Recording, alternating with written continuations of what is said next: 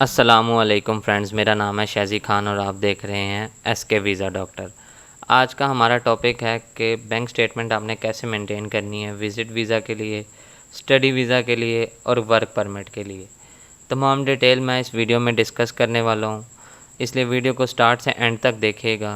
अपनी वीडियो को स्टार्ट करने से पहले मैं चाहूँगा कि अगर आपने मेरा चैनल अभी तक सब्सक्राइब नहीं किया तो सब्सक्राइब कर लें और बेल आइकन को भी दबा दें ताकि मेरी हर नई आने वाली वीडियो का नोटिफिकेशन आपको मिल सके। तो आइए अपनी वीडियो स्टार्ट करते हैं। तो फ्रेंड्स, सबसे पहले मैं अगर बात करूं वर्क परमिट की, तो वर्क परमिट के लिए आपको बैंक स्टेटमेंट की ऐसी कोई ख़ास ज़रूरत नहीं होती। इस वीज़ा में सबसे ज़्यादा जो आपका इम्पोर्टेंट डॉक्यूमेंट होता है वो आपका जॉब ऑफ़र यानी जॉब कॉन्ट्रैक्ट होता है। और अक्सर आपको कंपनीज़ जो हैं वो एयर टिकट भी प्रोवाइड कर देती हैं। अगर आपको कंपनी एयर टिकट प्रोवाइड नहीं कर रही तो आपने अपने अकाउंट में इतने एक बैलेंस शो करना है कि उसमें आपकी एयर टिकट हो और स्टार्टिंग लिविंग एक्सपेंस हो तो भी काम चल जाता है। इसमें कोई इतना ख़ास मसला नहीं होता बैंक स्टेटमेंट का। इसमें सबसे इम्पोर्टेंट डॉक्यूमेंट आपका जॉब कॉन्ट्रैक्ट होता है, क्योंकि आप वहाँ पे जॉब के लिए जा रहे हो। अगर आपके पास वो है तो कोई इशू नहीं होता बैंक स्टेटमेंट का। उसके बाद फ्रेंड्स, अगर बात मैं करूँ स्टडी वीज़ा के लिए, तो स्टडी वीज़ा के लिए आपको बैंक स्टेटमेंट चाहिए होती है। और डिपेंड करता है आप किस कंट्री में जा रहे हैं, क्योंकि कुछ कंट्रीज़ में अब ब्लॉक अकाउंट चलता है। जैसा कि अगर हम बात करें नॉर्वे की, जर्मनी की, तो यहाँ पर ब्लॉक अकाउंट चलता है। और जहाँ पे ब्लॉक अकाउंट चलता है वहाँ पे आपको बैंक स्टेटमेंट की ज़रूरत नहीं पड़ती।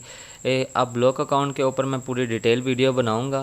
मैं आपको इंट्रोडक्शन देता चलूँ कि ब्लॉक अकाउंट ऐसा होता है कि आपने 1 साल के लिए अपने जो एक्सपेंसेस हैं वो लॉक करवा देने होते हैं और पर मंथ आप उसे विड्रॉ कर सकते हैं। अगर मैं बात करूं जर्मनी की, तो तकरीबन 10,500 यूरो आपने ब्लॉक अकाउंट में फ़िक्स करवा देने होते हैं और आप पर मंथ 853 यूरोस विड्रॉ कर सकते हैं।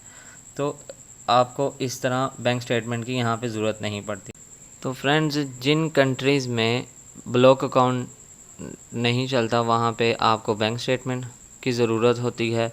Let's suppose Italy, Spain, Latvia, Lithuania, Poland, Estonia, Hungary, Latvia, in countries में आपको बैंक स्टेटमेंट चाहिए होती है।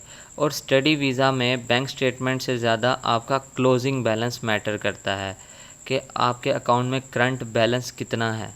स्टेटमेंट आपकी 3 महीने पुरानी हो तो वो भी चल जाती है, लेकिन आपका जो क्लोजिंग बैलेंस है वो इतना होना चाहिए कि आपके साल के पूरे एक्सपेंसेस उसमें मौजूद होने चाहिए। और वो कितने होने चाहिए डिपेंड करता है आप किस कंट्री में जा रहे हैं। तकरीबन अगर मैं लातविया की बात करूं तो वहाँ पे आपको 430 यूरो पर मंथ के हिसाब से आपने 1 साल के एक्सपेंसेस शो करने होते हैं। अगर मैं इटली की बात करूं तो आपने तकरीबन 500 से 700 यूरोज़ आपने शो करने होते हैं पर मंथ। तो ये आप मल्टीप्लाई कर लें 12 के साथ तो तकरीबन 8,400 यूरो बनते हैं साल के। तो इतने एक्सपेंसेस आपके पास होने चाहिए। और अगर आपने फ़ीस अभी तक जमा नहीं करवाई तो आपकी जो फ़ीस है वो भी आपके अकाउंट में होनी चाहिए, क्योंकि डिपेंड करता है कि कुछ कंट्रीज़ वीज़ा के बाद फ़ीस लेते हैं और कुछ कंट्री वीज़ा से पहले ले लेते हैं। अगर आपकी फ़ीस सबमिट नहीं हुई, ट्यूशन फ़ीस अगर आपकी अभी तक सबमिट नहीं हुई, तो आपकी फ़ीस भी आपके अकाउंट में होनी चाहिए और आप इसे प्रूव कर सकें कि आपके अकाउंट में ये बैलेंस आया कहाँ से। जो भी आपका स्पॉन्सर है उसके मुताबिक आपने इसके इनकम जो है वो प्रूफ करनी है कि ये इनकम कहाँ से आई है। अगर आपका कोई भाई बहन या फादर या मदर, आपका ब्लड रिलेशन ही आपको स्पॉन्सर कर सकता है और आपने ये प्रूव करना होता है एम्बेसी में कि आपके पास, अगर आपने खुद जॉब की है तो आपने अपना सैलरी वगैरह उसे शो करनी होती है एम्बेसी को कि आपने खुद पैसे कमाए हैं और ये सारा आपने खुद मैनेज की, या आपकी कोई एग्रीकल्चर लैंड थी या आपने कोई चीज़ सेल आउट की है। ये आपने इनको प्रूव करना होता है कि आपके पैसे ये सारी वाइट मनी है। तो फ्रेंड, मेरे से लास्ट वीडियो में बहुत ज़्यादा क्वेश्चन पूछे गए थे बैंक स्टेटमेंट से रिलेटेड, जिनके मैं आंसर देना चाहूँगा। पहला क्वेश्चन ये था कि बैंक स्टेटमेंट कितनी होनी चाहिए। तो अगर आप स्टडी वीज़ा पे जा रहे हैं तो ये डिपेंड करता है कि आप किस कंट्री में जा रहे हैं।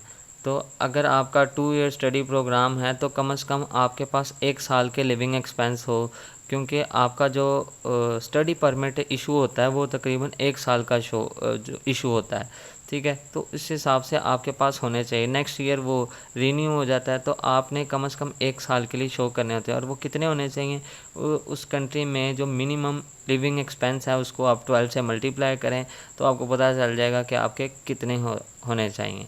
उसके बाद बात करते हैं कि एक सवाल मेरे से पूछा गया था कि कितनी पुरानी होनी चाहिए। तो फ्रेंड्स, ये भी डिपेंड करता है कंट्री टू कंट्री। कुछ कंट्री एक्सेप्ट कर लेते हैं 1 डे ओल्ड जो आपके फ़ंड्स है, वो भी एक्सेप्ट कर लेते हैं, जैसा कि माल्टा, स्वीडन, ये आपके एक्सेप्ट कर लेता है 1 दिन पुराने भी। और जैसा कि अगर बात की जाए हंगरी की, तो पहले हंगरी में आपके जो एक्सपेंस हैं वो 1 दिन पुराने भी चल जाते थे, लेकिन अब वो तकरीबन 3 से 6 महीने पुराने एम्बेसी की रिक्वायरमेंट है कि आपने फ़ंड शो करवाने हैं, ठीक है। और क्लोजिंग बैलेंस और बैंक स्टेटमेंट में फ़र्क होता है। एक भाई ने मेरे से बात की थी कि क्लोजिंग, अगर मेरा बैंक स्टेटमेंट मेरी 40 लाख की है तो मैं इसके ऊपर अप्लाई कर लूँ तो उसका करंट बैलेंस वो 8 लाख था। तो फ्रेंड्स, क्लोजिंग बैलेंस मैटर करता है। आपका बैंक स्टेटमेंट तो आपका ये बताती है कि आपके कितनी ट्रांजैक्शन हुई हैं, कि पिछले 3 महीने या 6 महीने में कितनी आपने बैलेंस इन किया, आउट किया। तो ये स्टडी वीज़ा के लिए आपका जो क्लोजिंग बैलेंस है वो मैटर करता है कि आपका करंट बैलेंस इतना है। तो आपने करंट बैलेंस के ऊपर फोकस करना है और मिनिमम इतना होना चाहिए कि आपके 1 साल के लिविंग एक्सपेंस उसमें पूरे हो रहे हों। उसके बाद बात आती है विज़िट वीज़ा की। अगर आप विज़िट वीज़ा अप्लाई करना चाह रहे हैं अमेरिका के लिए, कनाडा के लिए, यूरोप के लिए, यूके के लिए, ऑस्ट्रेलिया के लिए, कहीं के लिए भी आप अप्लाई करना चाह रहे हैं विज़िट वीज़ा, तो आपका जो बैंक स्टेटमेंट है वो बहुत अहम किरदार अदा करती है आपके वीज़ा के लिए। 50 to 60% आपका जो वीज़ा डिपेंड करता है आपकी बैंक स्टेटमेंट। अगर तो आप हैं बिजनेसमैन, तो आपने बैंक स्टेटमेंट ऐसे मेंटेन करनी है अपने कंपनी के मुताबिक। जो भी आपकी कंपनी है, जो भी आप काम करते हैं उसके मुताबिक आपने ट्रांजैक्शंस करनी है, बैलेंस इन करना है, बैलेंस आउट करना है, डेली बेसिस पे, वीकली बेसिस, मंथली बेसिस, जो भी आपका काम हो। आप कोशिश ये करें कि आप जितनी भी आपकी डील्स हैं वो आप बैंक के थ्रू करें, बैंक के थ्रू ट्रांजैक्शन करें, बैंक टू बैंक ट्रांसफ़र करें, उसके बाद रिसीव भी बैंक टू बैंक करें।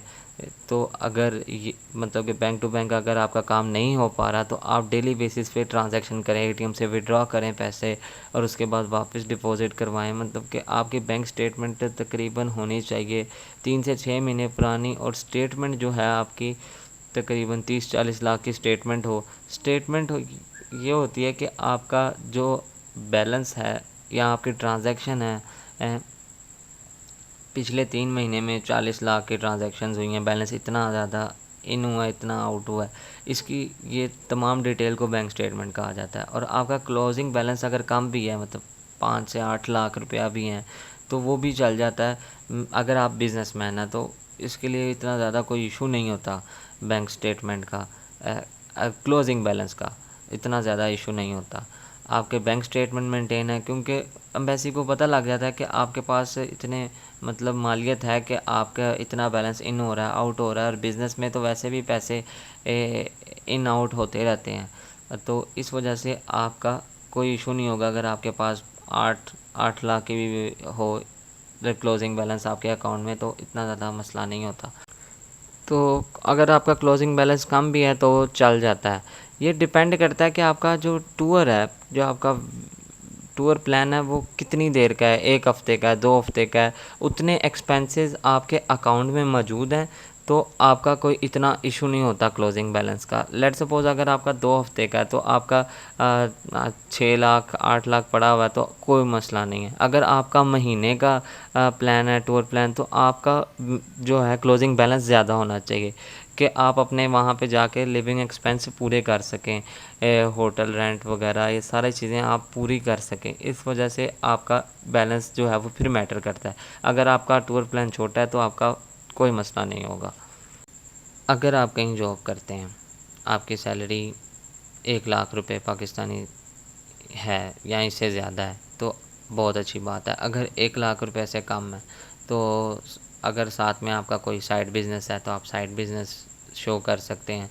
साइड बिजनेस नहीं, आपका कोई रेंटल इनकम है, कोई हाउस रेंट आ रहा है आपको, कोई एग्रीकल्चरल लैंड है आपकी, आपने कोई चीज़ अपनी सेल आउट की है, तो आपने वो बैलेंस सारा आपने अपने अकाउंट में रखना है और ऐसे आपने मेंटेन करना है। मतलब कि डेली बेसिस पे आपने ट्रांजैक्शंस करनी है, कोशिश करना है आप डेली बेसिस पे करें। वो आप कैसे कर सकते हैं, आप ग्रोसरी शॉप पे जाते हैं, कोशिश करना है आपने क्रेडिट कार्ड या डेबिट कार्ड के थ्रू उसकी पेमेंट करें। पेट्रोल बाय करना है, कोई भी चीज़ बाय करनी है, आप क्रेडिट कार्ड या डेबिट कार्ड के थ्रू करें। इससे ये चीज़ प्रूव हो जाती है कि आप अपने जो एक्सपेंसेस हैं वो बेयर कर सकते हैं। विज़िट पे जब आप जाएंगे तो आप इसे उसके एक्सपेंसेस को बेयर कर सकते हैं, तो इससे ये चीज़ प्रूफ हो जाती है। आपके को जो रेंटल इनकम है या आपका कोई साइड बिज़नेस है, आपने वो भी अपने अकाउंट में ही वो सारी जो है इनकम मैनेज करनी है और उससे डेली बेसिस पे ट्रांजैक्शन करनी है। और इस तरह आपने अपना अकाउंट मेंटेन करना है। 3 से 6 महीने तक का आपकी स्टेटमेंट होनी चाहिए और आपका क्लोजिंग बैलेंस मैं ऑलरेडी बता चुका हूँ कि इतना होना चाहिए जितने देर का आपका टूर प्लान है उसको आप मैनेज कर सकें, उसके मुताबिक आपका क्लोजिंग बैलेंस होना चाहिए। तो फ्रेंड्स, ये तो जेनेरिक बात हो गई बैंक स्टेटमेंट के ऊपर। इंशाल्लाह ताला मैं अपनी आने वाली वीडियो में आपको डिफरेंट कंट्रीज़ के विज़िट वीज़ा के बारे में बताऊंगा कि क्या क्या रिक्वायरमेंट्स हैं और कौन कौन से डॉक्यूमेंट रिक्वायर्ड हैं और क्या क्या प्रोसीजर है। मैं ऑलरेडी एक कंट्री का बता चुका हूँ, टर्की का। अगर आपने मेरी वो वाली वीडियो नहीं देखी तो ऊपर आई के बटन पे एक क्लिक करके आप रिक्वायरमेंट जान सकते हैं टर्की के विज़िट वीज़ा के बारे में। और इंशाल्लाह ताला अपनी नेक्स्ट वीडियो में भी आपको बताऊंगा कि कौन कौन से कंट्री की क्या क्या रिक्वायरमेंट है विज़िट वीज़ा की, स्टडी वीज़ा की और वर्क परमिट की। तो अगर आपको मेरी ये वीडियो पसंद आई हो तो इसे लाइक करें, इसे शेयर करें और आपका कोई भी क्वेश्चन हो तो आप नीचे कमेंट करके पूछ सकते हैं। नीचे डिस्क्रिप्शन में हमारा फेसबुक और इंस्टाग्राम भी मेंशन है, आप हमें वहाँ पे भी फॉलो कर सकते हैं और आपका कोई भी क्वेश्चन हो तो आप वहाँ पे डायरेक्ट मैसेज करके भी पूछ सकते हैं। तो अगर अभी तक आपने मेरा चैनल अभी तक सब्सक्राइब नहीं किया तो सब्सक्राइब कर लें। तो इंशाल्लाह ताला नेक्स्ट वीडियो में मुलाकात होगी। अपना सब बहुत ख्याल रखिएगा। अल्लाह हाफ़िज़।